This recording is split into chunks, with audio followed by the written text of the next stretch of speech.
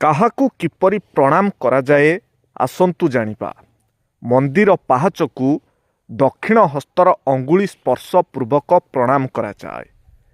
ମନ୍ଦିରରେ ଦେବତାଙ୍କ ବାହନକୁ ସ୍ପର୍ଶପୂର୍ବକ ପ୍ରଣାମ କରି ଆରାଧ୍ୟ ଦେବତାଙ୍କ ପାଖକୁ ଯିବା ଏବଂ ଆରାଧ୍ୟ ଦେବତାଙ୍କୁ ସାଷ୍ଟାଙ୍ଗ ପ୍ରଣାମ କରିବା।